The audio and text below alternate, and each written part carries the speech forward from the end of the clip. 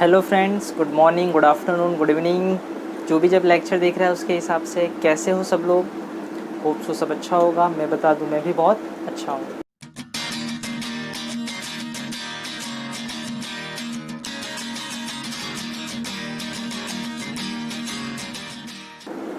तो स्वागत है आपका हमारे इस यूट्यूब चैनल में।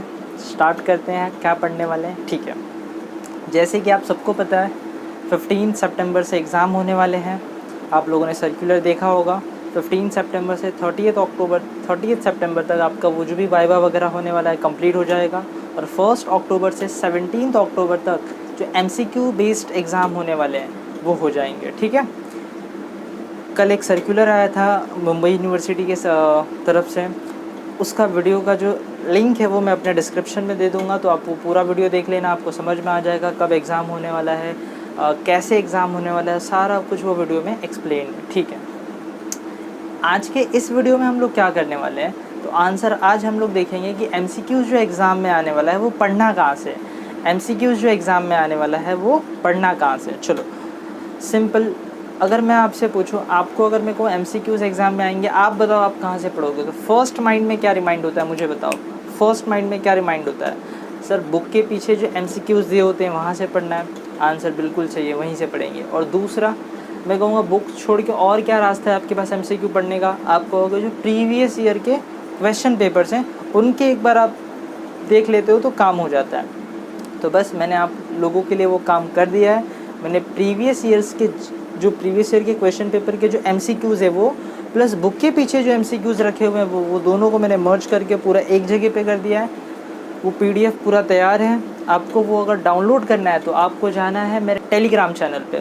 उस टेलीग्राम चैनल का लिंक मैं अपने वीडियो के डिस्क्रिप्शन में यहाँ पे दे दूँगा। आप टेलीग्राम चैनल पे विज़िट करना, वहाँ से वो डाउनलोड कर लेना। ठीक है, लेकिन सवाल आता है क्या खाली MCQ से ही काम हो जाएगा? मतलब मैंने आपको सारे MCQs दे दिए, बता दिए कि ये MCQs कर लो, आपका हो जाएगा। नहीं होगा। क्यों नहीं होगा? जब आप रीड करोगे MCQs को तो उसका जो आंसर है वो तभी समझ में आएगा कि हाँ ये आंसर क्यों, जब वो चैप्टर पूरा माइंड में आपके हो। क्या बोल रहा हूँ मैं? वो तभी समझ में आएगा जब वो सारा का सारा चैप्टर आपके माइंड में होगा। और मज़े की बात ये है, आप 3 महीने से आराम कर रहे हो घर पे। मार्च के बाद से आप घर पे आराम कर रहे हो। अप्रैल गया, मई गया, जून गया, जुलाई गया, अगस्त गया, सितंबर चल रहा है, मतलब 5 महीने हो गए और आपने अभी तक गारंटी है बुक तो नहीं उठाया होगा। किसी ने बुक नहीं उठाया होगा। 5 महीने हो गए हैं, सब घर पे आराम कर रहे होगे। तो कोई बात नहीं है, अब जो मैं ये वीडियो में बताने वाला हूँ उसको ध्यान से सुनना, हो जाएगा पूरा। ठीक है, चलो। तो 5 महीने में हम लोग सब भूल चुके हैं, इसके लिए मैंने ये वीडियो बनाया है कि आपको पूरा का पूरा फिर से मैं रिवाइज़ करवा दूँ। चलो, तो MCQs कहाँ से देखोगे आप, मुझे बताओ फटाफट से। MCQs के लिए आप कहाँ जाओगे? मेरे टेलीग्राम चैनल पे। उसका लिंक कहाँ पर है? इस वीडियो के डिस्क्रिप्शन में है। तो चैनल पे आप जाना, वहाँ पे वो ऑलरेडी पोस्टेड है, आप डाउनलोड कर लेना और वो पढ़ लेना। वहीं से एग्ज़ाम में आएगा और कहीं से नहीं आएगा। मुझे एक बात बताओ, MCQs जो सेट होते हैं एग्ज़ाम में वो कहाँ से सेट होंगे? मैं आपसे पूछ रहा हूँ, आप दिमाग लगाओ और मुझे बताओ MCQs जो एग्ज़ाम में सेट होंगे वो कहाँ से आएंगे? 2 ही रास्ता है, या तो जो आपके बुक है, जो हम लोग मनन प्रकाशन की बुक यूज़ करते हैं आईनापुरे, वहाँ से, या दूसरा प्रीवियस ईयर के जो क्वेश्चन पेपर्स हैं वहाँ से। और दोनों के दोनों प्रीवियस ईयर के क्वेश्चन पेपर्स प्लस जो बुक के पीछे होते हैं, दोनों का दोनों मैंने एक जगह पे ला दिया जिससे आपको कन्वीनियंट हो जाए, पढ़ना कन्वीनियंट हो जाए। ठीक है, चलो। तो बिना टाइम वेस्ट किए हुए बढ़ते हैं हम लोग अपने थियरी की ओर। मैं करने क्या वाला हूँ इस वीडियो में, आपको पहले मैं पूरा क्लियर कर देता हूँ। हर चैप्टर का, जैसे आपके पास 5 चैप्टर है फाइनेंस के अंदर। अच्छा, वैसे ये वीडियो मैं बना किसके लिए रहा हूँ? 3rd ईयर स्टूडेंट्स के लिए। वो भी किसके लिए? SAM 6 जो भी एग्ज़ाम आप लोग देने वाले हो। फाइनेंस के अंदर आपके पास 5 चैप्टर है। First amalgamation, second foreign currency, third under writer, fourth liquidation, fifth LLP। पाँचों चैप्टर्स का जो कॉन्सेप्ट है, पाँचों चैप्टर का जो थियरी है, जो आपने ऑलरेडी पढ़ा हुआ है, उसको हम लोग फिर से एक बार रिवाइज़ करेंगे, सो दैट आपको माइंड में एक बार आ तो जाए कि चैप्टर में पढ़ा क्या था। एक बार पूरा थियरी, एक बार पूरा कॉन्सेप्ट अगर आपके माइंड में आ गया ना वापस से, MCQs बहुत इजीली आप सॉल्व कर लोगे। अदरवाइज़ आपको अगर मैंने MCQs दे भी दिया तो आप एक बार पढ़ तो लोगे, लेकिन आपको वो याद नहीं होगा। तो एक रास्ता है, फिर आप रट्टा मारो। क्या सारे MCQs रट्टा मार पाओगे? आंसर बिल्कुल नहीं। MCQs कितने सारे होते हैं, तो रट्टा थोड़ी मार सकते हैं। तो क्या करना है आपको, सारे MCQ समझना है। क्या करना है, सारे MCQ समझना है। चलो अब ध्यान से देखो, एक एक चैप्टर को अपन एक्सप्लेन यहाँ हम लोग सीखेंगे, और फिर जब इसके MCQ सॉल्व करोगे तो बहुत ईजी हो जाएगा सॉल्व करना, ठीक है। बिना टाइम वेस्ट के स्टार्ट करते हैं वीडियो को। चलो सबसे पहला amalgamation, absorption and external reconstruction. देखो ब्रैकेट में क्या लिखा हुआ है, AS 14। तो अगर मैं आपसे पूछूँ ये जो चैप्टर है अमालगमेशन, एब्जॉर्प्शन और एक्सटर्नल रिकंस्ट्रक्शन, ये किस अकाउंटिंग स्टैंडर्ड से गवर्नड है, तो आप बोलोगे 14। तो अकाउंटिंग स्टैंडर्ड 14 अप्लाई होता है इस पर। कौन सा अकाउंटिंग स्टैंडर्ड अप्लाई होता है, 14, ठीक है। आपके अगर माइंड में डाउट आ रहा हो सर अकाउंटिंग स्टैंडर्ड क्या है, क्या होता है, तो उसका भी वीडियो ऑलरेडी मैंने पोस्ट कर दिया है, तो वो भी आप जाके देख लेना, इस चैनल पे वो भी अवेलेबल है, अकाउंटिंग स्टैंडर्ड्स क्या होते हैं, ठीक है। चलो अमालगमेशन, एब्जॉर्प्शन और एक्सटर्नल रिकंस्ट्रक्शन का मीनिंग एक बार फटाफट से देख लेते हैं। सबसे पहले अमालगमेशन, देखो मैंने कुछ एग्जांपल लिखा हुआ है, X limited plus Y limited is equal to XY limited. Meaning दो कंपनी है, एक X लिमिटेड है, एक Y लिमिटेड है, दोनों मर्ज होके नई कंपनी बन गई XY लिमिटेड। इसको क्या बोलोगे आप, अमालगमेशन, ठीक है। दूसरा एब्जॉर्प्शन, X लिमिटेड है, Y लिमिटेड है। X लिमिटेड एक छोटी कंपनी है, Y लिमिटेड एक बड़ी कंपनी है। देखो Y मैंने बड़ा लिखा है, X मैंने छोटा लिखा हुआ है जानबूझ के, ठीक है। X लिमिटेड एक छोटी कंपनी है, Y लिमिटेड एक बड़ी कंपनी है। बड़ी कंपनी ने छोटी कंपनी को टेक ओवर कर लिया, उसको बोलते हैं एब्जॉर्ब कर लिया। तो नई कंपनी कौन सी है, Y लिमिटेड। देखो यहाँ पे ना ये दोनों कंपनी का एग्जिस्टेंस चले गया, एक आया नया कंपनी। यहाँ पे क्या हुआ बोलो, इस कंपनी का एग्जिस्टेंस चले गया, ये कंपनी अभी भी एग्जिस्ट कर रही है, और इसने जब इसको टेक ओवर किया तो अपना नाम थोड़ी चेंज करेगी, अभी तो उसका Y लिमिटेड ही नाम होगा। और थर्ड एक्सटर्नल रिकंस्ट्रक्शन, जो पहले उसका नाम X लिमिटेड था, बाद में सिर्फ नाम चेंज करके उसने क्या कर दिया, Y लिमिटेड। ध्यान से देखो, ये क्योंकि मैं आपने ऑलरेडी एक बार सीख लिया है, तो इसके लिए मैं थोड़ा फास्ट रिवाइज़ करवाऊँगा, ठीक है। क्योंकि अगर बहुत आराम से रिवाइज़ करवाया ना तो लेक्चर का लेंथ बहुत बड़ा हो जाएगा, क्योंकि आपने वो एक बार पूरा पढ़ लिया, जहाँ कहीं भी आपने ट्यूशन लिया होगा, सब जगह आप लोगों ने पढ़ लिया होगा, तो थोड़ा मैं फास्ट रिवाइज़ कराऊंगा, सो दैट कम टाइम में आप ज़्यादा सीख पाओ, ठीक है। चलो देखो, तो तीनों टर्म का मीनिंग क्लियर हुआ। अमालगमेशन, सर दो कंपनी रहती है, दोनों कंपनी मर्ज होकर एक नई कंपनी बनती है, तो दोनों कंपनी जो मर्ज हो जाती है वो चले जाती है, जो नई कंपनी बनती है वो नया एग्जिस्टेंस होता है। तो देखो ध्यान से देखो, यहाँ क्या लिखा है मैंने, vendor company, purchasing company. Vendor company के और कितने नाम है, old company, selling company, transferor company. Purchasing company के और कितने नाम है, new company, buying company, transferee company. अब ध्यान से देखो, मुझे एक बात बताओ, X limited and Y limited ये दोनों कौन सी कंपनी है, ये दोनों है वेंडर कंपनी बोलो, या ओल्ड कंपनी बोलो, या सेलिंग कंपनी बोलो, या ट्रांसफरर कंपनी। तो जो कंपनी अपने आप को बेचती है उसको हम लोग बोलते हैं वेंडर कंपनी या फिर ओल्ड कंपनी। ये दोनों क्या थे यहाँ पे, ओल्ड कंपनी, और ये क्या हो गया बोले यहाँ पे, न्यू कंपनी। न्यू कंपनी के और क्या नाम होते हैं, purchasing company, buying company, transferee company, ठीक है। एब्जॉर्प्शन में ये ओल्ड कंपनी है, ये भी ओल्ड ही था, लेकिन क्योंकि इसका एग्जिस्टेंस नहीं गया तो इसको आप ओल्ड नहीं बोलोगे। अब देखो, इसने जब इसको टेक ओवर कर लिया तो न्यू कंपनी यहाँ पे Y लिमिटेड है। क्या अमालगमेशन के अंदर ये दो कंपनी बंद हो गया, आंसर ये बिल्कुल बंद हो गया, ये अभी चल रहा है। यहाँ पे ये बंद हो गया, ये अभी भी चल रहा है, तो आप इसको ओल्ड बोलोगे, ये अभी भी क्या है, न्यू है, ठीक है। एक्सटर्नल रिकंस्ट्रक्शन में X लिमिटेड एक देखो कंपनी है। देखो कैसा होता है ना, जब कोई कंपनी का रेपो मार्केट से चले जाता है, मेरे बात पे ध्यान देना, जब कंपनी का रेपो मार्केट से चले जाता है तो फिर वो कंपनी के साथ कोई ट्रेड नहीं करता है मार्केट में। क्या बोल रहा हूँ मैं, कंपनी का जब भी रेपो चले जाता है मार्केट से तो कंपनी से कोई ट्रेड नहीं करता है। तो कंपनी क्या दिमाग लगाती है पता है, वो अपना नाम ही चेंज कर देती है, तो लोगों को लगता है कि नाम कोई दूसरी कंपनी आ गई। उसका बेस्ट एग्जाम्पल देता हूँ, जो आज एक्सिस बैंक है ना, जो आज का एक्सिस बैंक है, पहले ये UTI हुआ करता था। तो उस टाइम पे इन लोगों ने कुछ गड़बड़ किया था, तो कंपनी मतलब नहीं चलती थी, इतना नहीं चलती थी, क्या मतलब समझो ना के बराबर हो गया था। तो इन लोगों ने अपना नया नाम चेंज किया और लाया एक्सिस बैंक। आज एक्सिस बैंक कितना अच्छा काम कर रही है। तो नाम चेंज करने से सर क्या हो जाता है, नाम चेंज करने से पब्लिक को ऐसा लगता है कि जो नई कंपनी है, जो भी मतलब जो ये Y लिमिटेड है, ये एकदम न्यू कंपनी है, इसका कुछ लेना देना X से नहीं है। तो नाम चेंज करने से मालूम पड़ा फ़र्क क्या होता है। नाम चेंज करने से कंपनी मार्केट में ऐसा लगता है, लोगों को, पब्लिक को ऐसा लगता है कि कुछ एक ब्रांड न्यू कंपनी आई हुई है।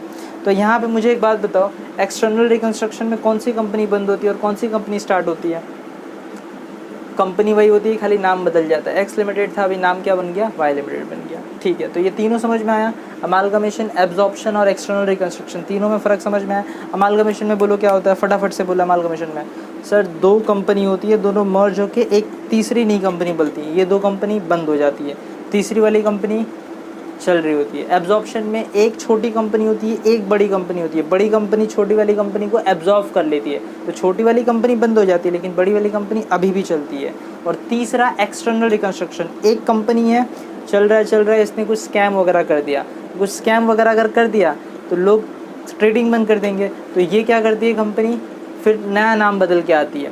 नया नाम बदल के आया तो ओल्ड वाली कंपनी का लीगली, इसको ना लीगली बंद कर देते हैं। मतलब एक्स लिमिटेड का वाई लिमिटेड नाम कर दिया, तो एक्स लिमिटेड का पूरा तो एग्जिस्टेंस चले गया ना। कंपनी वही होती है, खाली लीगल फॉर्मेलिटी करनी होती है और वो नहीं बन जाती है। ठीक है, vendor company, old company, selling company, transfer company कौन होती है बोलो, एक के इतने सारे नाम है। जो कंपनी बंद हो रही है, जो कंपनी ओल्ड है, जो अपने आप को बेच रही है, उसको आप क्या बोलते हो, वेंडर कंपनी, या फिर ओल्ड, या फिर सेलिंग, या फिर ट्रांसफरर। परचेसिंग कंपनी मतलब जो कंपनी दूसरे कंपनी को खरीदेगी। मैं कौन हूँ यहाँ पे बोलो, वाई लिमिटेड। मैंने एक्स लिमिटेड को खरीदा, तो वाई लिमिटेड कौन सी कंपनी होगी बोलो, परचेसिंग कंपनी होगी। या फिर उसको बोलोगे न्यू, या फिर बोलोगे बाइंग, या फिर ट्रांसफर। इतने सारे नाम होते हैं, ध्यान रखना। अच्छा, ये हम लोग पढ़ क्यों रहे वैसे, MCQs अच्छे से कर पाओ इसके लिए। ठीक है, परचेज कंसिडरेशन। अब ये क्या होता है, मुझे एक बात बताओ, वाई ने एक्स को खरीद लिया, टेक ओवर कर दिया, तो क्या वाई ने एक्स को पेमेंट किया होगा। मतलब ये ओल्ड कंपनी या न्यू कंपनी ने ये ओल्ड कंपनी को खरीद लिया, तो क्या न्यू कंपनी ने ओल्ड कंपनी को पेमेंट किया होगा। अब सर बिल्कुल पेमेंट किया तभी तो खरीदा। तो इसने न्यू कंपनी ने जो ओल्ड कंपनी को पेमेंट किया होगा ना, उसको ये आप क्या बोलते हो, purchase consideration. Amount paid by the new company to the shareholder of the old company. ध्यान रखना, न्यू कंपनी ओल्ड कंपनी को जो पेमेंट दे रही है वो भी उसके शेयर होल्डर्स को। मतलब न्यू कंपनी ने इसके शेयर होल्डर्स को भी पेमेंट किया, क्रेडिटर्स को भी पेमेंट किया, डिबेंचर होल्डर्स को भी पेमेंट किया। तो क्या सारे पीसी के पार्ट होते हैं, आंसर नहीं। न्यू कंपनी ने ओल्ड कंपनी के जो शेयर होल्डर्स को दिया है, सिर्फ आप उसको ही पीसी मानोगे, बाकी किसी भी अमाउंट को पीसी नहीं मानते हैं। ध्यान रखना इस बात को। स्वैप रेशियो, अब ये क्या होता है, swap ratio means new company अपने कंपनी का कितना शेयर दे रही है ओल्ड कंपनी को इस कंपनी के शेयर के बदले। फिर से रिपीट कर दो, ध्यान से सुनो। न्यू कंपनी कितना शेयर दे रही है ओल्ड कंपनी के शेयर के बदले। मान लो ओल्ड कंपनी का जो शेयर है, एग्जाम्पल लेता हूँ, देखो यहाँ पे ओल्ड कंपनी के 4 शेयर के बदले, या फिर ऐसा मान लेते हैं 5 शेयर के बदले 4 शेयर मिल रहा है। क्या बोल रहा हूँ मैं, कहाँ गया, स्वैप रेशियो। मीनिंग देखो क्या लिखा है, ratio used for exchange of shares. मतलब देखो ये एक्स लिमिटेड है, इसको ये देखो ये हेल्ड है, इसके पास कितने शेयर हैं, 5। बदले में वाई इसको कितना देने वाली है, इसको नया मिलेगा कितना बोलो, गेट। नया मिलेगा कितना, गेट कितना होगा, 4। तो स्वैप रेशियो कितना हो गया बोलो, 4/5 बोलो या फिर 4:5 बोलो, एक ही बात होती है। तो स्वैप रेशियो क्या हो गया बोलो, 4:5। किसके लिए 4:5 होगा, एक्स लिमिटेड के लिए। तो स्वैप रेशियो समझ में आया। सर क्या मीनिंग है, फिर से बताओ। तो देखो इसका मीनिंग है कितने शेयर के बदले कितना मिला। ये मैंने कुछ भी ऐसे एग्जांपल लिया है, 2:1 भी हो सकता है, 3:2 भी हो सकता है। तो कुछ ऐसा इसको रट्टा मार के मत जाना कि 4:5 होता है स्वैप रेशियो। ठीक है, ये खाली मैं आपको एक्सप्लेन कर रहा हूँ। क्या एक्सप्लेन किया मैंने, ratio use for exchange of shares means sir कितने शेयर के बदले कितना शेयर मिलता है। ओल्ड कंपनी के कितने शेयर के बदले न्यू कंपनी कितना शेयर देगी, उसको ही बोलते हैं स्वैप रेशियो। तो फिर से एक बार रिपीट करता हूँ, ओल्ड कंपनी के कितने शेयर के बदले न्यू कंपनी कितना शेयर देगी, उसको ही क्या बोलते हैं बोलो, स्वैप रेशियो। डन, ठीक है। चलो next, methods of purchase consideration. Purchase consideration के कितने मेथड होते हैं, बेसिकली 3 होते हैं। यहाँ पे मैंने 2 ही लिखा हुआ है क्योंकि 2 ही फेमस है और 2 ही आपको सिखाया भी होगा स्कूल कॉलेज में।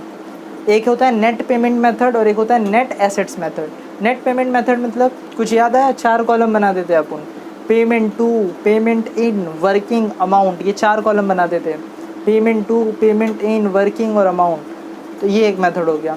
नेट एसेट मेथड में याद करो, assets taken over at agreed value minus liabilities taken over at agreed value. तो इसमें से इसको माइनस करते थे तो आपको पीसी मिलता था। तो ध्यान रखना, पीसी के कितने मेथड हैं सर, 2। कौन कौन से, net payment method, net assets method. ठीक है, next modes of payment, modes of payment मतलब न्यू कंपनी जब भी ओल्ड कंपनी को पेमेंट करेगी, ध्यान से सुनो, न्यू कंपनी जब ओल्ड कंपनी को पेमेंट करेगी, मैं न्यू कंपनी हूँ और आप ओल्ड कंपनी हो, मैंने आपका बिज़नेस ख़रीद लिया से 5 लाख रुपए में, तो मुझे आपको 5 लाख देना पड़ेगा, जिसको आप पीसी बोलोगे, सही बात है। तो 5 लाख में कैसे दूँ आपको?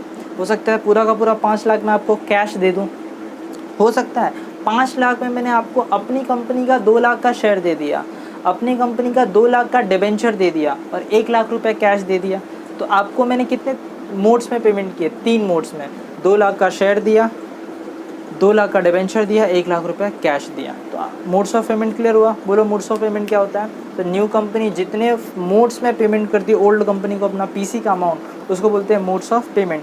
कितने होते हैं modes of payment? Shares, debenture और कैश। कोई डाउट यहाँ तक? ये देखो, ये क्या है? जो पोस्टिंग आप करते थे, याद करो, बैलेंस शीट जो गिवन होती थी ऑलरेडी क्वेश्चन में, उसको हम लोग को पोस्ट करना होता था। याद आ रहा है? जो बैलेंस शीट ऑलरेडी गिवन होता था उसको हम लोग पोस्ट करना होता था। जब आपको क्या पोस्टिंग करना होता था? याद करो, जब ओल्ड कंपनी का आप लेजर बनाते थे, ओल्ड कंपनी और न्यू कंपनी करना होता था ना, ओल्ड कंपनी में आपको सारे अकाउंट्स बनाने पड़ते थे, फिर जनरल एंट्री पास करना पड़ता था। न्यू कंपनी में आप जनरल एंट्री पास करते थे और बैलेंस शीट बनाते थे। तो ये पोस्टिंग है, एग्जाम में आ सकते हैं एमसीक्यूज यहाँ से, इसके लिए मैंने यहाँ लिखा हुआ है। देखो मुझे बताओ, लाइबिलिटी साइड में सबसे पहले इक्विटी शेयर कैपिटल, इसको कहाँ पोस्ट करते थे आप? इक्विटी शेयर होल्डर के अकाउंट में ना। आप बोलोगे सर कौन से साइड? तो मुझे एक बात बताओ, ये लाइबिलिटी साइड खुद कौन सा साइड होता है? Credit side. एसेट साइड खुद कौन सा साइड होता है? डेबिट। तो मुझे बताओ, अगर इक्विटी शेयर कैपिटल खुद लाइबिलिटी साइड में लिखा है, मतलब क्रेडिट साइड में लिखा है, तो जब मैं उसको इक्विटी शेयर होल्डर के अकाउंट में लेके जाऊंगा तो क्रेडिट साइड में ही पोस्ट करूंगा ना। आंसर सही है। तो इक्विटी शेयर कैपिटल कहाँ जाता है? इक्विटी शेयर होल्डर अकाउंट में। कौन से साइड? Credit side. तो मैंने यहाँ पे देखो साइड्स नहीं लिखे हुए हैं, तो अंडरस्टूड ही है ना सर। अगर देखो लाइबिलिटी साइड है तो सब क्रेडिट में जाएगा। सर ऐसा क्यों? लाइबिलिटी खुद क्रेडिट साइड होती है, ठीक है। तो इक्विटी शेयर कैपिटल कहाँ जाएगा? इक्विटी शेयर होल्डर में। प्रेफरेंस शेयर कैपिटल कहाँ जाएगा? प्रेफरेंस शेयर होल्डर में। रिजर्व एंड सरप्लस याद आ रहा है ना? जनरल रिजर्व, पीएनएल सब आता था इक्विटी शेयर होल्डर अकाउंट में। ऑल रिमेनिंग लाइबिलिटी, मतलब इन 3 को छोड़ दो, बाकी जो भी रिमेनिंग लाइबिलिटी है सब कहाँ लिखते थे? रियलाइजेशन अकाउंट में। कहाँ लिखते थे बोलो? रियलाइजेशन अकाउंट में। सर कौन से साइड? तो क्रेडिट साइड। ये सब, इन सब अकाउंट में कौन से साइड जाएगा? क्रेडिट साइड जाएगा, ठीक है। नेक्स्ट, तो आपको एमसीक्यूज में ये भी आ सकता है, वो पूछेगा इक्विटी शेयर कैपिटल का बैलेंस इक्विटी शेयर होल्डर के अकाउंट में कौन से साइड जाता था? Debit, credit. तो आपको आंसर पता होना चाहिए क्रेडिट, ठीक है। एसेट साइड याद करो, कैश अगर न्यू कंपनी लेके जा रही है, टेकन ओवर है, तो आप रियलाइजेशन में लिखते थे, और अगर नॉट टेकन ओवर है, न्यू कंपनी नहीं लेके जा रही है, तो आप कहाँ लिखोगे उसको? कैश और बैंक अकाउंट में।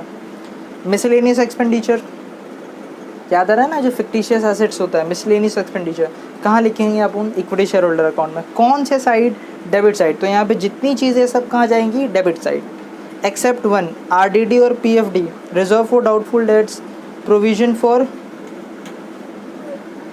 ये पीडीडी लिखना चाहिए मुझको, प्रोविजन फॉर डाउटफुल डेट्स होना चाहिए यहाँ पे, वो कहाँ जाएगा? Credit side. मतलब सारी चीज़ें डेबिट साइड जाएंगी, सिर्फ एक चीज़ को छोड़ के, वो क्या होगा बोलो? आरडीडी या फिर पीएफडी या पीएफडीडी, प्रोविजन फॉर, चेंज कर दूँ क्या मैं इसको? लो मैं चेंज कर देता हूँ।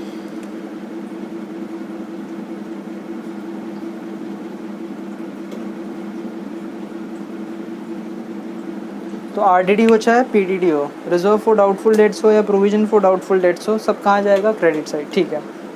तो कैश अगर टेकन ओवर है तो रियलाइजेशन में, नॉट टेकन ओवर है तो कैश बैंक अकाउंट में, मिसलेनियस है तो equity share holder. Profit and loss account, debit balance याद आ रहा है ना? लास्ट ईयर का जो लॉस होता है, equity share holder account. RDD या पीडीडी ये कहाँ जाएगा? क्रेडिट साइड में। ये ध्यान रखना, मैंने देखो रेड पेन से लिखा हुआ है। ऑल द रिमेनिंग एसेट्स कहाँ जाएंगे? रियलाइजेशन अकाउंट में। कोई डाउट इसमें? फटाफट से बताओ, कोई डाउट इसमें? तो यही आपने पढ़ा था पूरे अमालगमेशन चैप्टर में, पूरा मैंने रिवाइज करवा दिया। अमालगमेशन क्या होता है, एब्जॉर्प्शन क्या होता है, एक्सटर्नल रिकंस्ट्रक्शन क्या होता है, पीसी क्या होता है, मोड्स ऑफ पेमेंट कितने होते हैं, मोड्स ऑफ पेमेंट बता दिया मैंने, मेथड्स ऑफ पीसी क्या होते हैं, कौन सी चीज़ कहाँ पे ट्रांसफ़र होती है वो भी मैंने बता दिया, ठीक है। इसके अलावा आपने एक थोड़ी सी चीज़ और सीखी थी, एंट्री सीखे थे आपने। ओल्ड कंपनी के बुक में एंट्री सीखा था, न्यू कंपनी के बुक में एंट्री सीखा था। वो एंट्रीज़ एक बार देख लेना, मैं रिपीट करता हूँ, आपने एंट्री सीखा था। ओल्ड कंपनी के बुक में भी एंट्री होती है, न्यू बुक में भी एंट्री होती है।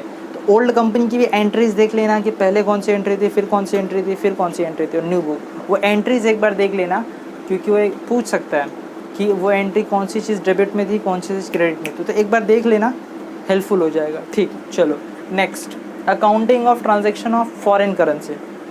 अब नेक्स्ट चैप्टर देखते हैं, फॉरेन करेंसी। देखो कुछ चीज़ें मैंने लिखी हुई हैं यहाँ पे, इसके अलावा भी बहुत सारी चीज़ें सीखी थी जो अभी हम लोग डिस्कस करेंगे। देखो सबसे पहले फॉरेन करेंसी में, अच्छा मैं जो बताओ ये चैप्टर में सीखा क्या था अपन ने, जब ये चैप्टर अपन सीखे, आप लोगों ने जब सीखा था तो क्या सीखा था, आपको क्या दिया होता था, आप कोई गुड्स खरीदते थे या फिर कोई गुड्स बेचते थे outside the India, export import होता था। अगर आप एक्सपोर्ट कर रहे हो तो एक बार आप एक्सपोर्ट करते थे, फिर इंस्टॉलमेंट में पेमेंट आता था, और अगर आप इंपोर्ट कर रहे हो तो एक बार इंपोर्ट करते थे और इंस्टॉलमेंट में पेमेंट करते थे। यही किया ना आपने, क्या और क्या किया, बोलो ये चैप्टर में आपने क्या किया, सर एक बार गुड्स खरीदा और उसका पेमेंट 5 इंस्टॉलमेंट या 2-3 इंस्टॉलमेंट में पे किया। दूसरा, बेचा, सेल किया, एक्सपोर्ट किया और 3-4 इंस्टॉलमेंट में पेमेंट दिया। पूरे चैप्टर में आपने यही सीखा हुआ है। अब ध्यान से देखो, सबसे पहले क्या लिखा है, देखो average rate is the mean of exchange rate in force during a period. Mean का मतलब होता है एवरेज, तो जो भी जैसे जनरली वो 1 साल का जो पीरियड होता है, उस पीरियड का जो भी रेट फ्लक्चुएट्स हुए हैं उनका एक एवरेज निकाला जाता है, जिसको हम लोग बोलते हैं mean of the exchange rate. Exchange rate क्या होता है अभी हम लोग यहाँ पे देखेंगे, ठीक है। तो मीन मतलब एवरेज निकालते हैं, उसको ही बोलते हैं एवरेज रेट। बेसिकली आपने ये सीखा है ना मैथ्स के अंदर, एवरेज कैसे निकालते हैं। क्लोजिंग रेट, देखो क्या लिखा है, closing is the exchange rate at the balance sheet date. याद आ रहा है, सम करते टाइम आप एक एंट्री मारते थे, क्लोजिंग वाली एंट्री मारते थे, वहाँ क्लोजिंग का रेट दिया होता था, उसको रेट को या बोलोगे क्लोजिंग रेट, जो बैलेंस शीट डेट होती है। बैलेंस शीट की डेट क्या होती है, 31 मार्च। अब ईयर 10 भी हो सकता है, 20 भी हो सकता है, 31 मार्च 1980 जैसा समय। तो 31 मार्च के दिन जो रेट चल रहा है उस रेट को आप क्या बोलोगे, क्लोजिंग रेट। ठीक है, नेक्स्ट एक्सचेंज रेट, ये देखो ये क्या है, is the ratio for exchange of 2 currencies. Exchange rate is the ratio for exchange of 2 currencies. बहुत ही सिंपल, जैसे मान लेते हैं डॉलर 70 रुपये है, $1 के बराबर 70 रुपये, तो ये एक्सचेंज रेट हो गया ना। ये अगर आपको $1 चाहिए तो बदले में कितना देना पड़ेगा, 70 रुपया, तो ये एक्सचेंज रेट है। एग्जाम्पल लिख दूँ यहाँ पे मैं, बताओ क्या होगा एग्जाम्पल।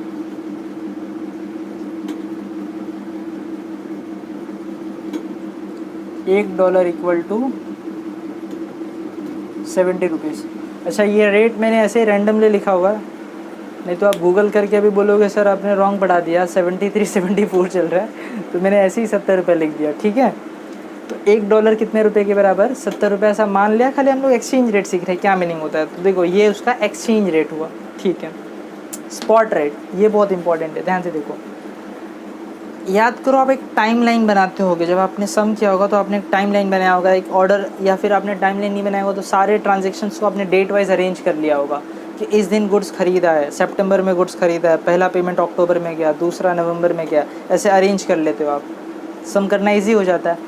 मेरा क्वेश्चन है, जब आप वो डेट वाइज जब ट्रांजेक्शन करते हो तो हर डेट पे अलग अलग डेट्स आते हैं, सॉरी हर डेट्स पे अलग अलग रेट्स होते हैं, मैं डेट्स पे डेट बोल रहा हूँ, तो हर डेट्स पे अलग अलग रेट्स होते हैं या नहीं होते, होते हैं। वही होता है स्पॉट रेट। देखो लिखा है is the rate which is prevailing on the date of transaction. मतलब समझो आज मैंने एक्सपोर्ट किया, तो आज जो रेट चल रहा है वो स्पॉट रेट है। 2 महीने बाद मुझे उसका फर्स्ट इंस्टॉलमेंट आया, तो 2 महीने बाद जिस दिन आया उस दिन जो रेट चल रहा होगा वो मैं क्या बोलूँगा, स्पॉट रेट। आप जो मल्टीप्लाई करते थे अमाउंट निकालने के लिए, से $50,000 का माल है, रेट दिया हुआ है 63, तो 50,000 इंटू 63 जो करते थे वो 63 ही स्पॉट रेट है। समझ में आया? ठीक है, next reporting currency, important. Reporting currency is the currency used in presenting the financial statement. बहुत ही सिंपल, हर कंट्री अपना फाइनेंशियल स्टेटमेंट किस मतलब करेंसी में बनाएगी। कंट्री मतलब अगर एक बिजनेसमैन हूँ, मेरा जो फाइनेंशियल स्टेटमेंट है, पीएनएल और बैलेंस शीट है, वो मैं कौन से फॉर्म बताऊँगा, रुपये में, डॉलर में, यूरो में, किस में बनाऊँगा। आप बोलोगे सर सिंपल रुपये में बनाऊँगा, तो रुपीज़ मेरे लिए रिपोर्टिंग करेंसी है। तो रिपोर्टिंग करेंसी का मतलब होता है उस कंट्री के बिजनेसमैन जिस भी रुपये में, जिस भी करेंसी में अपना फाइनेंशियल स्टेटमेंट बनाते हैं। मुझे एक बात बताओ, यूएस में अगर कोई बिजनेसमैन है तो अपना फाइनेंशियल स्टेटमेंट जब भी बनाएगा तो वहाँ कौन से करेंसी में बनाएगा, यूरो में, डॉलर में, रुपये में, किस में, आप बोलोगे डॉलर में, तो डॉलर उसके लिए रिपोर्टिंग करेंसी हुई। क्लियर है?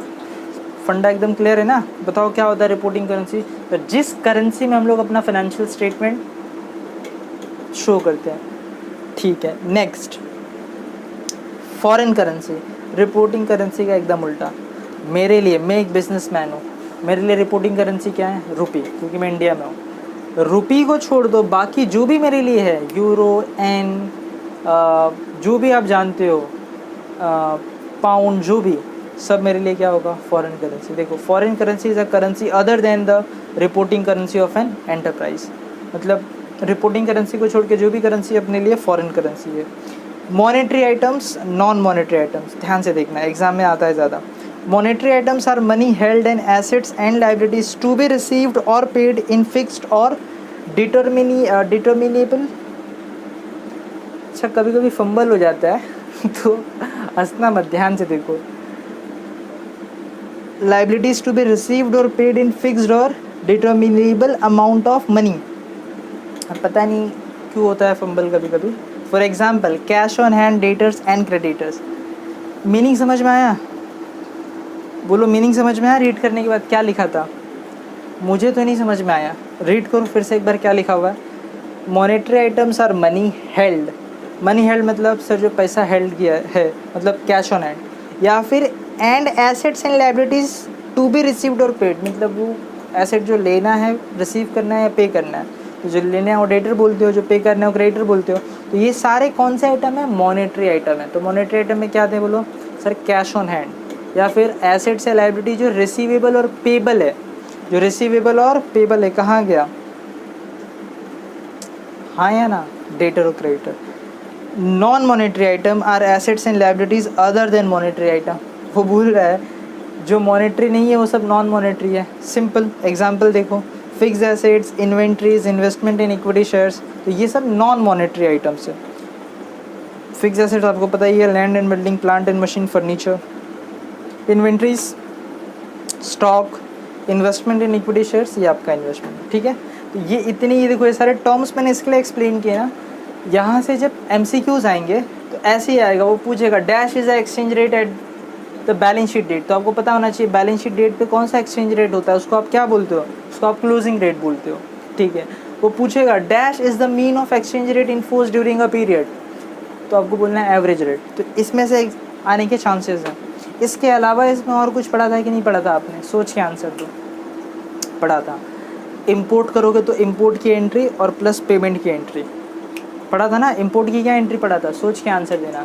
Purchase account debit to party account, और फिर पेमेंट करोगे तो party account debit to cash, और जो भी एक्सचेंज डिफरेंस होगा वो अकॉर्डिंगली एडजस्ट हो जाएगा। वो एंट्रीज़ को एक बार ध्यान से देखना, देख के जाना, क्योंकि एग्ज़ाम में अगर MCQ ऐसा भी आ सकता है, while in case of purchase party account is dash, बोलो क्या होगा? In case of purchase party account is debited. इतना सिंपल भी आ सकता है, तो एक बार देख के जाना। परचेज की क्या एंट्री है, पेमेंट की क्या एंट्री है, सेल्स की क्या एंट्री है। बोलो सेल्स की क्या एंट्री पास करते थे? Party account debit to sales account, और फिर पेमेंट रिसीव की एंट्री क्या पास करते थे? Cash bank account debit to party account. याद रखना कौन सी चीज़ डेबिट हो रही है, कौन सी चीज़ क्रेडिट हो रही है। एग्ज़ाम में वहाँ से भी MCQs आ सकते हैं। लिक्विडेशन ऑफ कंपनीज, इसमें क्या पढ़ा था आपने? लिक्विडेशन ऑफ कंपनीज़ में कंपनी लिक्विडेट हो जाती है, बंद हो जाती है। तो आपको इतने सारे, आपको याद होगा स्टेटमेंट ऑफ अफेयर्स में आपने इतने सारे लिस्ट पढ़े होंगे। मुझे बताओ लिक्विडेशन ऑफ कंपनीज़ में कितनी चीज़ें बनानी होती थी? 2 चीज़ें। फर्स्ट, स्टेटमेंट ऑफ अफेयर्स बनाना होता था, और second, liquidators final statement of account बनाना होता था। याद है स्टेटमेंट ऑफ अफेयर्स हम लोग क्या कहते थे? वो एक कच्चा ड्राफ्ट होता था। एक कच्चा ड्राफ्ट मतलब एक एक्सपेक्टेड वैल्यू कितनी रियलाइज़ हो जाएगी एसेट्स बेच के और कितना पेड ऑफ करना पड़ेगा, उसका एक कच्चा ड्राफ्ट बनता था। उसको आप बोलते थे स्टेटमेंट ऑफ अफेयर्स, जो किसको बनाना होता था? कंपनी के डायरेक्टर्स को, और ये किसके सामने प्रेजेंट करना पड़ता है? लिक्विडेटर के सामने, ठीक है। फिर फाइनलाइज जब होता है तो क्या होता है? Liquidator final statement of account बनता है। फाइनल ये होता है कच्चा ड्राफ्ट जो डायरेक्टर्स बना के लिक्विडेटर को सबमिट करते हैं, और ये फाइनल बनता है। इतने सारे लिस्ट सीखे थे आपने स्टेटमेंट ऑफ अफेयर्स में, ध्यान से देखो। List A, assets not specifically placed. देखो ये सब MCQs में आने वाले हैं, तो MCQs से रिलेटेड यही सब पूछे जा सकते हैं कि मुझे बताओ एसेट्स नॉट स्पेसिफिकली प्लेस्ड किस लिस्ट में आता है। तो आपको पता होना चाहिए वो किस लिस्ट में आता है, लिस्ट ए में आता है। मीनिंग क्या होता है एसेट्स नॉट स्पेसिफिकली प्लेस्ड का, कंपनी के पास बहुत सारे एसेट्स होते हैं। कंपनी जब भी लोन लेने जाती है, ध्यान से सुनना, कंपनी जब भी लोन लेने जाती है तो कुछ एसेट्स गिरवी रख देती है। से मेरे पास 3 एसेट्स हैं, machine, land and building, furniture. Machine, land and building, furniture. मैं गया बैंक से लोन लेने और मैंने कहा बैंक मुझको मशीन गिरवी रख के लोन चाहिए, तो ये हो गया एसेट स्पेसिफिकली प्लेस्ड, जो सेकंड में आता है। लिस्ट भी एसेट स्पेसिफिकली प्लेस्ड, मतलब मैं लोन लूँगा 5 लाख का और क्या गिरवी रखूँगा, मशीन गिरवी रखूँगा। बात समझ में आ रही है। एसेट्स नॉट स्पेसिफिकली प्लेस्ड का मतलब उस एसेट्स के सामने आपने क्या नहीं रखा है, कोई चीज़ गिरवी नहीं रखा है। जैसे मेरे पास 3 एसेट्स है तो मशीन क्या हो गया, asset specifically placed. Land and building और फर्नीचर क्या है, एसेट्स नॉट स्पेसिफिकली प्लेस्ड। कोई डाउट यहाँ पे, ठीक है। तो assets not specifically placed list A में आता है। लिस्ट बी में क्या आता है बोलो, एसेट्स स्पेसिफिकली प्लेस्ड, जो लिखा है मैंने स्पेसिफिक चार्ज, मतलब उस एसेट्स के अगेंस्ट आपने कोई ना कोई क्या लिया होगा, लोन लिया होगा। याद आ रहा है जब हम लोग ने सम्स किए थे, वो लोन लेने के बाद जब उनको पे ऑफ करते हो लिक्विडेट के टाइम, मशीन मान लो कितने की थी, 5 लाख की, लोन कितने का है, लोन भी मान लेते हैं 5 लाख का है। लेकिन जब वो बैंक आया अपने से पैसा लेने के लिए और जब उसने अपना मशीन बेचा, मशीन से उसने सिर्फ 3 लाख रुपए रिकवर किया, तो 2 लाख अभी भी रिकवर करना बाकी है, 2 लाख रुपये अभी भी रिकवर करना बाकी है। वो 2 लाख रुपये क्या बन जाएगा उसका बोलो, अनसिक्योर्ड क्रेडिटर बन जाएगा, मतलब वो लिस्ट ई में चले जाएगा। कुछ याद आ रहा है। लिस्ट बी के अंदर जब बैंक अपनी आएगी मशीन बेचने के लिए, मशीन बेच के अगर उसका पूरा पैसा रिकवर नहीं होता है तो जो भी डेफिसिट अमाउंट है, जो भी कम उसने रियलाइज़ हुआ है, जो भी कम पड़ रहा है पैसा, वो उसको कब मिलेगा, अनसिक्योर्ड क्रेडिटर्स के साथ मिलेगा। याद रखना, any deficiency in list B treated as unsecured creditors, ठीक है। लिस्ट सी प्रेफरेंशियल क्रेडिटर्स, याद आ रहा है प्रेफरेंशियल क्रेडिटर्स, वर्कर्स का ड्यू, एम्प्लॉयज़ का ड्यूज़, याद है ना, वर्कर का ड्यूज़ कितना भी हो सब देना पड़ता है। एम्प्लॉयज़ के लिए कंडीशन थी 4 मंथ की सैलरी या 20,000 रुपीज़ पर एम्प्लॉय, 4 मंथ की सैलरी या 20,000 रुपीज़ पर employee, whichever is lower वो दे देते, ठीक है। गवर्नमेंट के टैक्सेस वगैरह जो लिक्विडेशन के डेट से 12 मंथ बैक तक का जो टैक्स का अमाउंट था वो क्या बन जाता था, प्रेफरेंशियल क्रेडिटर बन जाता था। अच्छा, ये क्योंकि रिविजन लेक्चर है, ये सारी चीज़ें आपने पढ़ी हुई है, इसके लिए मैं थोड़ा फास्ट समझा रहा हूँ, ठीक है। चलो next, list D secured creditors. देखो आगे लिखा है मैंने ब्रैकेट में डिबेंचर होल्डर, यहाँ लिखा है मैंने फ्लोटिंग चार्ज। डिबेंचर होल्डर्स का भी अपनी कंपनी पे चार्ज हो जाए, लेकिन स्पेसिफिक चार्ज नहीं होता है, क्या होता है, फ्लोटिंग चार्ज। फ्लोटिंग चार्ज का क्या मतलब होता है, कोई एक एसेट स्पेसिफिकली, कोई वहाँ पे जैसे मशीन वहाँ पे स्पेसिफिक था कि बैंक लोन मैंने उस मशीन को गिरवी रख के लिया हुआ है। डिबेंचर होल्डर्स क्या करते हैं, जब उनका पैसा लेना होता है तो वो कोई भी एसेट्स बेच के उस टाइम पे जो वहाँ पे अपने पास कंपनी में होता है, फ्लोटिंग चार्ज का मतलब होता है कोई एक एसेट्स पे चार्ज नहीं है। जब डिबेंचर होल्डर आएंगे पैसा लेने के लिए तो जो एसेट्स उनको मिल जाएगा अपनी कंपनी में, जो एसेट्स अपनी कंपनी में मिल जाएगा वो कंपनी वो एसेट्स को बेच के अपना पैसा रिकवर कर लेते हैं, तो वहाँ होता है फ्लोटिंग चार्ज। लिस्ट ई सिक्योर्ड क्रेडिटर्स, अनसिक्योर्ड क्रेडिटर्स। यहाँ पे क्या बनता है बोलो, अनसिक्योर्ड क्रेडिटर्स में इन सबको छोड़ दो, मैंने कहा था मैंने लोन लिया था, मशीन रख के वो स्पेसिफिक चार्ज छोड़ दो और यहाँ पे फ्लोटिंग चार्ज छोड़ दो, तो इन दो को छोड़ दो। इसके अलावा जो भी लाइबिलिटीज़ होती है वो सब किस में ट्रीटेड होती है, अनसिक्योर्ड क्रेडिटर्स में। लिस्ट एफ, अच्छा इंपॉर्टेंट क्या है पता है, इंपॉर्टेंट ये है कि सारे लिस्ट में क्या आता है बस वो पता होना चाहिए। लिस्ट ई में क्या आता है बोलो, अनसिक्योर्ड क्रेडिटर्स आते हैं। नेक्स्ट लिस्ट एफ में क्या आता है, preference share holders. List G equity share holders and list H surplus और डेफिशिएंसी। याद आ रहा है, अगर डेफिशिएंसी आ जाए एंड में तो आपको डेफिशिएंसी का अकाउंट बनाना पड़ेगा कि डेफिशिएंसी कैसे आया, ठीक है। आपको सिर्फ याद क्या रखना है, लिस्ट ए से लिस्ट एच तक कौन सी लिस्ट में क्या चीज़ें आती हैं, बस इनफ है, ठीक है। Next, underwriting of shares and debentures. इसमें क्या सीखा था आपने, underwriting of shares and debentures में क्या सीखा था, हम लोग ने सीखा था कंपनी के ऊपर एक लिमिटेशन होती है, अगर कंपनी का सब्सक्रिप्शन 90% से कम हो गया तो कंपनी को पूरा पैसा वापस करना पड़ता है पब्लिक को। याद है ना, ये हम लोग ने सीखा था, ये हम लोग ने 12th के एसपी में भी सीखा था कि कंपनी का मिनिमम सब्सक्रिप्शन 90% होना चाहिए, अगर वो नहीं हुआ तो क्या होगा। रेगुलर लेक्चर्स में मैंने बताया हुए हैं कि वो 90% का क्राइटेरिया क्यों आया, क्यों कंपनी उसको बोला गया कि 90% ही मिनिमम होना चाहिए सब्सक्रिप्शन, वो सारा स्टोरी बताया था। यहाँ पॉसिबल नहीं है, ठीक है, तो 90% होना चाहिए। तो कंपनी इशू से पहले कैसे पता चलता है बोलो, कंपनी को इशू करने से पहले कैसे पता चलेगा कि 90% सब्सक्रिप्शन होगा या नहीं होगा, तो कंपनी क्या करती है, जाती है अंडरराइटर के पास। अंडरराइटर क्या करता है, गारंटी ले लेता है कि जो कंपनी जो मार्केट में शेयर नहीं बिकेंगे, जो पब्लिक सब्सक्राइब नहीं करेगी, वो मैं खरीद लूँगा या खरीद लूँगी, ठीक है। ये कुछ टर्म्स थे जिसका मीनिंग सीख लेते हैं, फटाफट से रिवाइज कर लेते हैं। ग्रॉस लायबिलिटी, ग्रॉस लायबिलिटी क्या था बोलो? वो टोटल, जैसे मैं एक अंडर राइटर हूँ तो मेरे पास कोई आई कंपनी ने मुझको बोला आपको ना 20 लाख रुपए के शेयर्स अंडर राइट करने हैं। कितने लाख रुपए के शेयर? 20 लाख। तो ये मेरा हो गया ग्रॉस अमाउंट। अब मैं क्या करूँगा? अब मैं वो शेयर बिकवाने में मदद करूँगा, मतलब मैं लोगों को जा जाके बोलूँगा, मतलब अब मैं तो बड़ा आदमी हूँ ना यार, अंडर राइटर छोटा आदमी थोड़ी होता है। तो मैं क्या करूँगा? अपने रेफरेंस से लोगों को भेजूँगा। कहाँ भेजूँगा? उस कंपनी के शेयर्स खरीदने के लिए। जो मैंने अपने रेफरेंस से भेजे कंपनी पे, उसको बोलेंगे मार्क्ड एप्लीकेशन। उन सारे एप्लीकेशंस पे मेरे स्टैम्प होंगे। मैं जो अंडर राइटर हूँ, मेरे जैसे और भी होंगे जिनको कंपनी ने जिनको अपॉइंट किया होगा। मैं भी एक अंडर राइटर हूँ, तो जिनको मैं भेजूँगा कंपनी के पास, उस फॉर्म पे मेरे स्टैम्प्स होंगे। तो उसको अपन क्या बोलेंगे? Marked application. अनमार्क्ड एप्लीकेशन मतलब वो एप्लीकेशन जो कंपनी को मिल रहे हैं किसी अंडर राइटर के रेफरेंस से नहीं गए हुए। ज़रूरी थोड़ी है कि सब अंडर राइटर के रेफरेंस से ही जाएंगे शेयर खरीदने के लिए। कंपनी के पास सारे, ज़रूरी है क्या ऐसा कोई कि अंडर राइटर के रेफरेंस से ही सब जाएं शेयर खरीदने के लिए? पब्लिक बिना रेफरेंस के भी तो जाएगी ना, पब्लिक को पता भी तो है ना कि कंपनी ने शेयर इशू किया है। तो अनमार्क्ड एप्लीकेशन का मीनिंग क्या होता है? वो एप्लीकेशन जो कंपनी को मिले जो अंडर राइटर के रेफरेंस से नहीं गए हुए थे। जो हमारे रेफरेंस से गए थे वो कौन थे? सर वो सारे मार्क्ड एप्लीकेशन थे। जो अंडर राइटर्स के रेफरेंस से नहीं गए हुए, जो कंपनी को देखते हुए सीधे गए हुए, उनको क्या बोलोगे? अनमार्क्ड एप्लीकेशन, जो उनको एप्लीकेशन मिला। फॉर्म अंडर राइटिंग, ये भी इंटरेस्टिंग पॉइंट था। कभी कभी अंडर राइटर को भी ऐसा लगता है कि कंपनी अच्छी है, तो अंडर राइटर खुद अपने लिए भी शेयर खरीद लेता है। मैं क्या बोल रहा हूँ? लीगल ऑब्लिगेशन नहीं था मेरे ऊपर, मुझे खरीदना ही है ऐसा नहीं है, मुझे अच्छा लग रहा है, मुझे लग रहा है कंपनी बहुत आगे फ्यूचर में ग्रो करने वाली है, तो मैं क्या करूँगा बोलो? अपने लिए कुछ शेयर्स खरीद लूँगा। तो जो अंडर राइटर अपने लिए खुद शेयर्स खरीदता है, मैं कह रहा हूँ अपने लिए, उसको बोलते हैं form under writing. Net liability कैसे आता है बोलो? यही तो फॉर्मूला भी है ना, ग्रॉस लायबिलिटी में से मार्क्ड अनमार्क्ड फॉर्म सब माइनस कर दो तो क्या बन जाएगा? Net liability. नेट लायबिलिटी मतलब जितना एक अंडर राइटर को खरीदना ही पड़ता है। से मुझको कंपनी ने कितना दिया था? 20 लाख। कंपनी ने बोला था आपको 20 लाख के शेयर्स क्या करने हैं? बिकवाने हैं। नहीं बिके तो आपको खरीदने। उसमें से देखो मैं एक एग्जाम्पल ले लेता हूँ। 20 लाख रुपए के शेयर्स मुझे दिया था, तो ये मेरा ग्रॉस लायबिलिटी। उसमें से मैंने कितने लोगों को भेज दिया मालूम है? 10 लाख रुपए का शेयर्स मैंने उनका बिकवा दिया रेफरेंस के थ्रू। अनमार्क्ड एप्लीकेशन मेरे हिस्से में आया मान लो 5 लाख रुपए। मालूम है ना, अनमार्क्ड एप्लीकेशन का क्रेडिट मिलता है सारे अंडर राइटर्स को, तो ये क्रेडिट मुझको कितना मिला? 5 लाख रुपए। फॉर्म अंडर राइटिंग, मैंने अपने लिए खुद के लिए मैंने कितना खरीदा बोलो? 2 लाख रुपए। सब एग्जाम्पल है। तो 20 लाख में से ये 17 लाख निकाल दो, कितना बचेगा?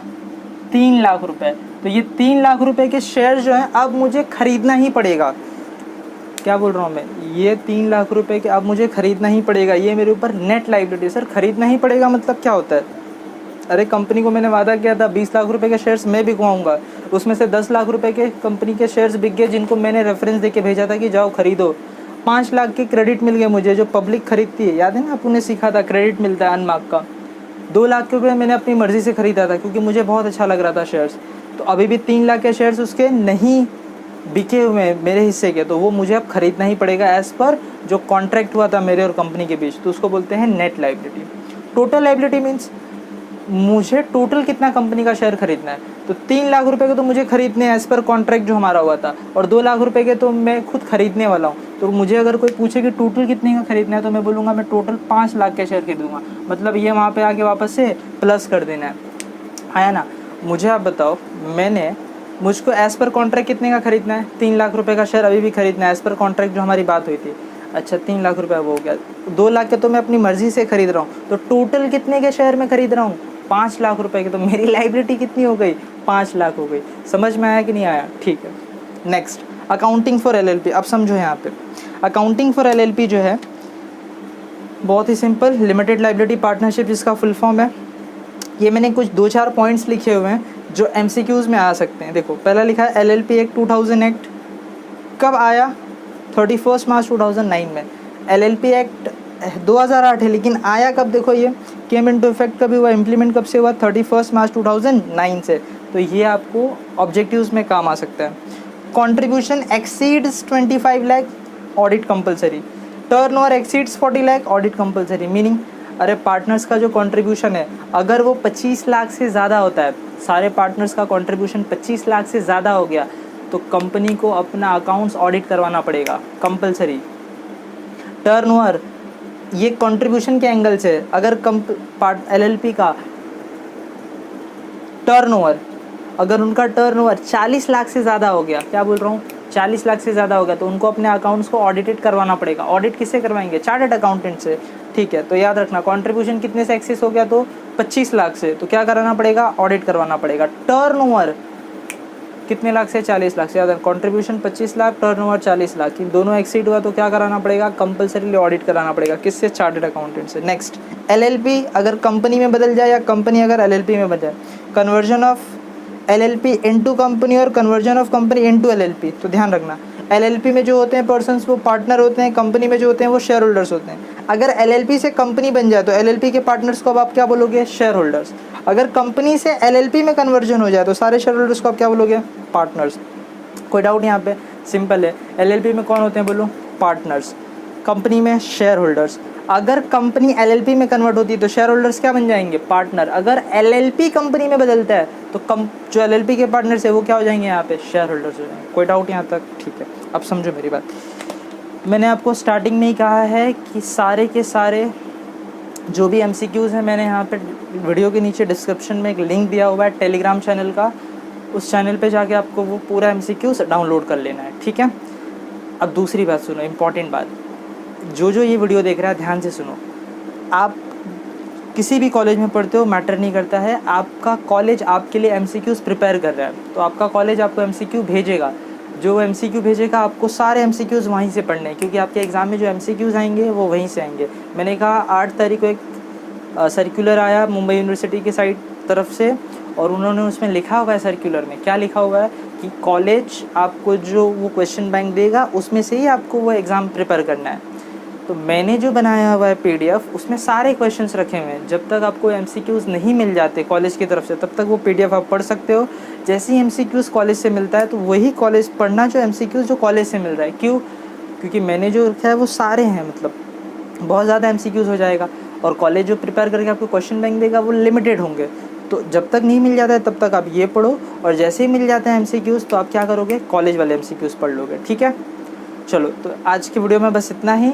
और अगर आपको किसी और सब्जेक्ट पे जैसे कॉस्ट पे या टैक्स पे भी अगर आपको ऐसे कॉन्सेप्चुअल वीडियोस चाहिए तो मुझे कमेंट में नीचे लिख के बताना कि आपको चाहिए या नहीं चाहिए। ठीक है, अगर आपका कमेंट्स अगर आए लगा कि वीडियो बनाना चाहिए तो फिर मैं आपको कॉस्ट और टैक्स के लिए भी वीडियो ऐसे ही लेके आऊँगा। ठीक है, तो आज के लिए बस इतना ही, मिलते हैं नेक्स्ट वीडियो में। Bye bye. चलो।